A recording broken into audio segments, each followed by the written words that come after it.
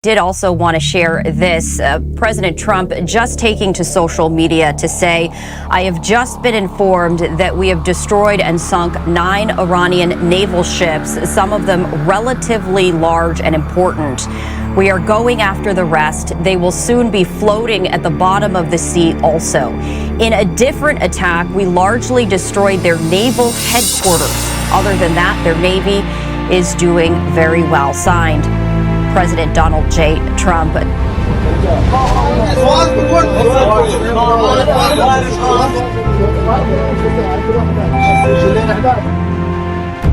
Sa isang iglap, sinubukan ng Iran na ilagay sa alanganin ng buong mundo. Ang plano nila, gawing hostage ang global economy. Pero ang hindi nila inaasahan, mabilis ang naging sagot ng Amerika. Habang patuloy ang matinding pambobomba ng United States, tila nawawala na sa kontrol ang military ng Iran.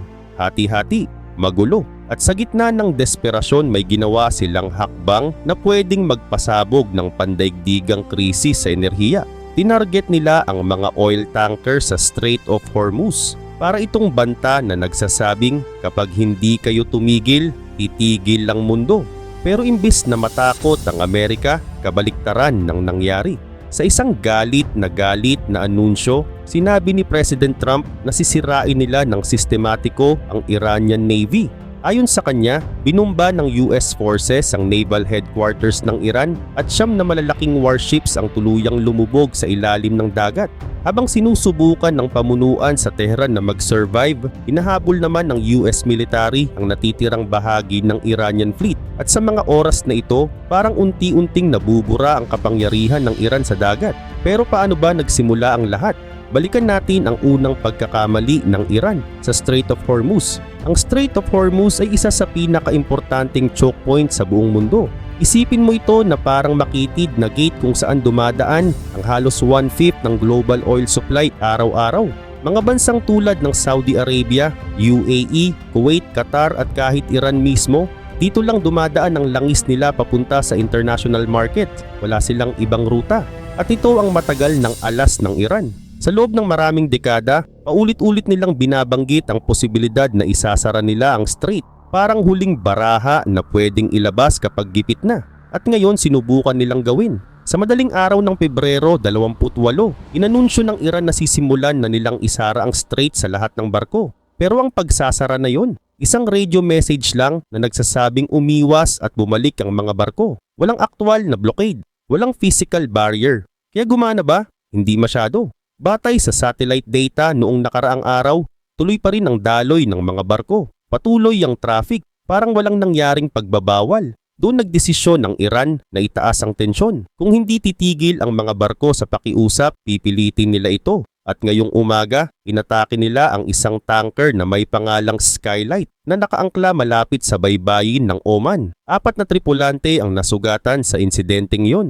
Hindi na ito simpleng radio warning. Ito ay aktwal na pag-atake at ngayon ramdam na ang epekto. Hindi lang sa strait kundi sa buong global trade. Tandaan, halos 20% ng world trade sa langis ang dumadaan dito. Kapag nagulo ang bahaging ito ng mundo, ramdam ng lahat. Ang tanong ngayon, hanggang saan aabot ang gantihan? Dahil habang naglalaro ng mataas na pusta ang Iran at Amerika, ang Strait of Hormuz ang naging sentro ng laban at ang buong mundo ang nanonood. At kung tuluyan itong sumabog sa mas malaking digmaan, hindi lang ito magiging laban ng dalawang bansa.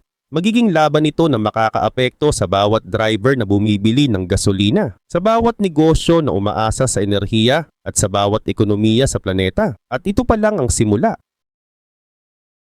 Well, 20% of global trade, 80% of Iran's oil, of course, goes to Asia and China.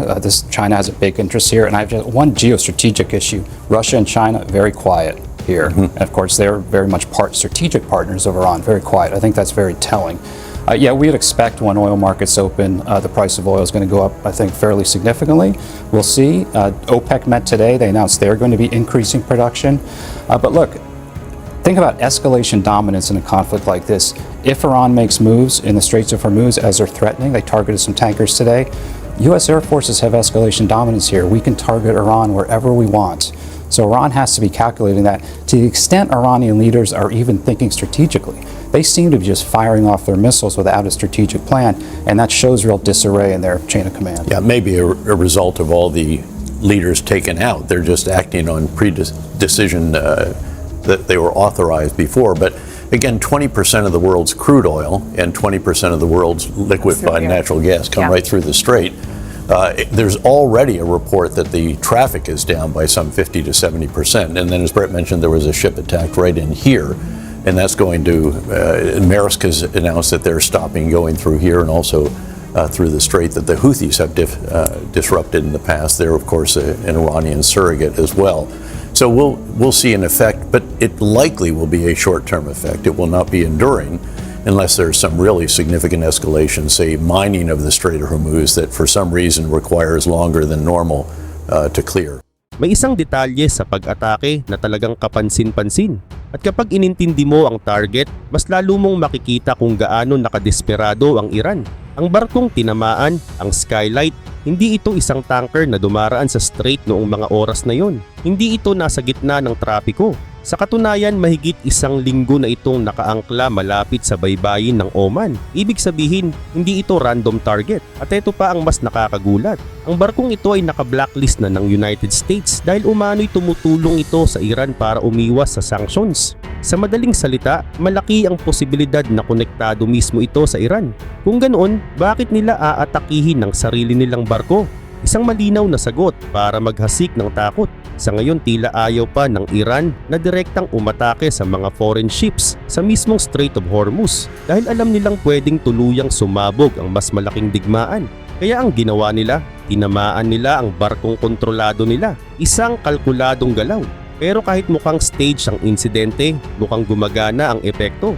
Bigla na lang kumalat sa social media ang mga post na nagsasabing ito na raw ang simula ng World War III. May mga account na paulit-ulit na nagpapakalat ng panik. Parang may organisadong effort para palakihin ng takot.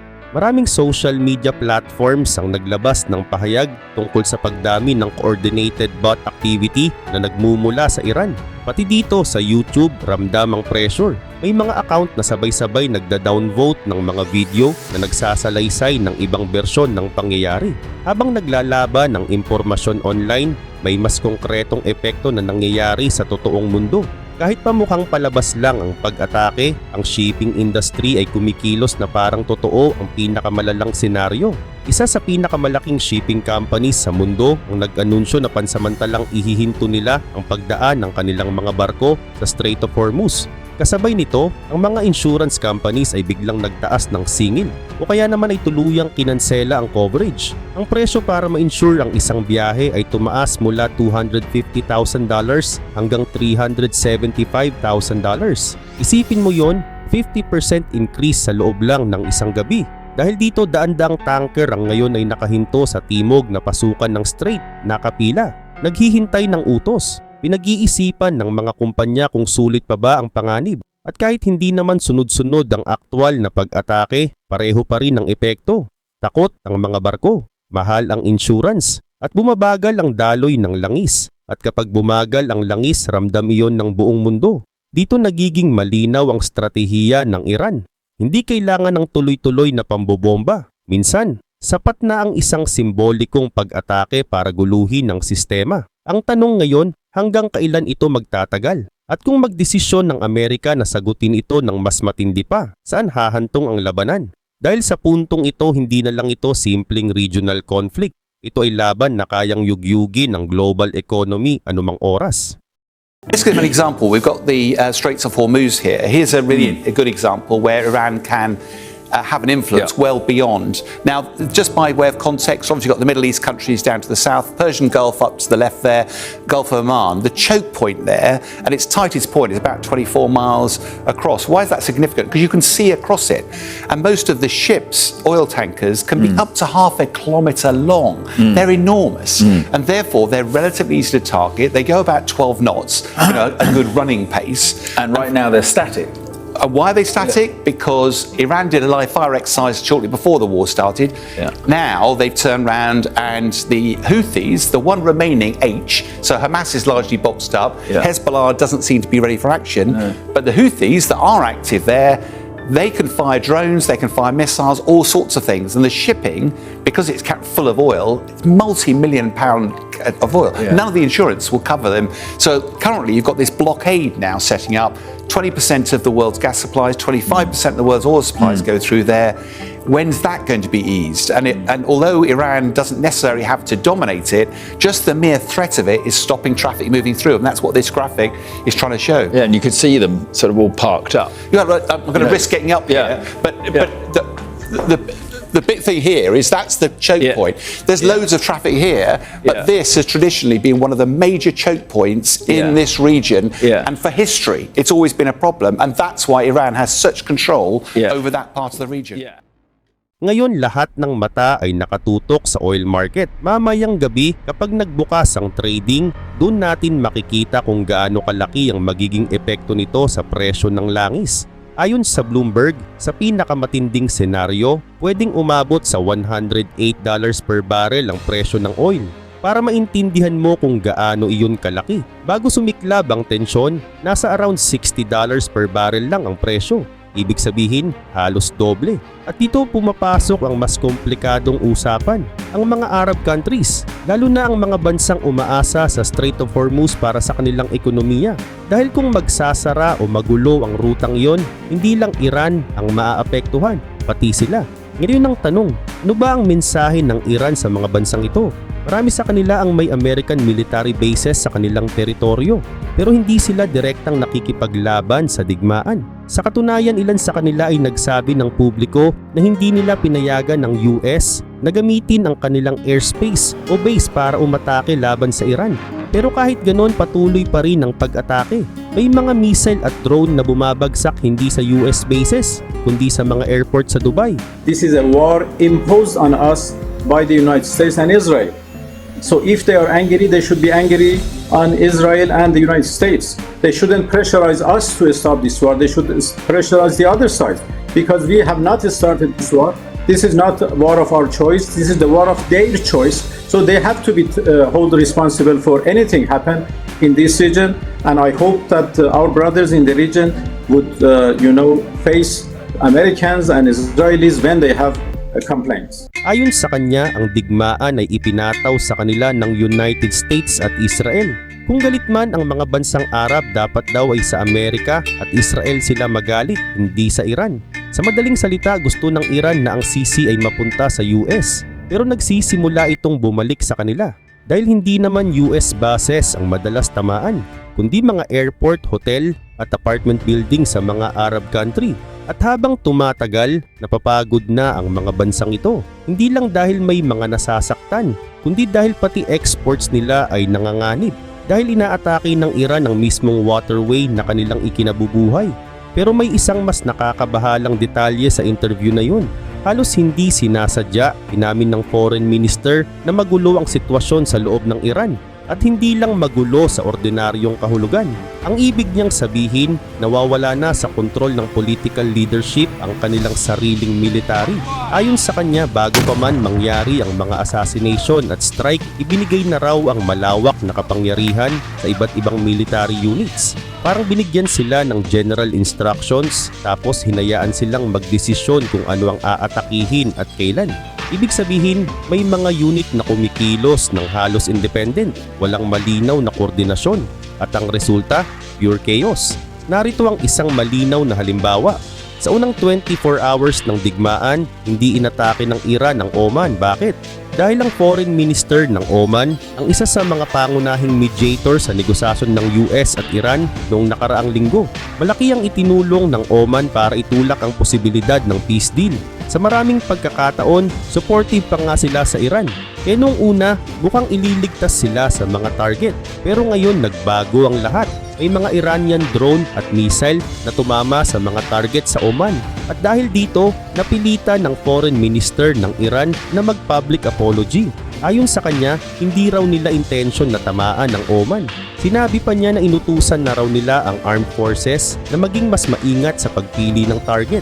Pero idinagdag din niya na ang mga military units ay kumikilos base sa naunang general instructions at tila may kalayaan na sa aktwal na pagpapatupad.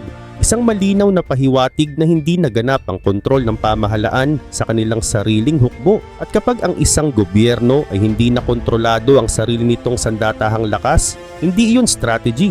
Iyon ay senyalis ng isang rehimen na nawawala sa balanse.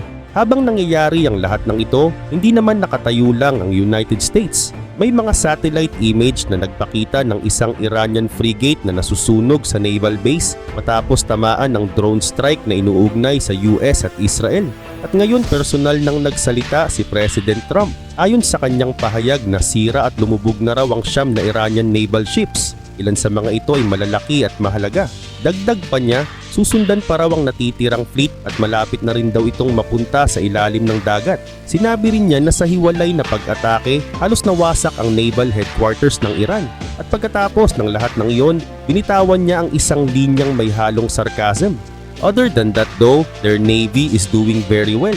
Isang pahayag na parang biro, pero may mabigat na mensahe.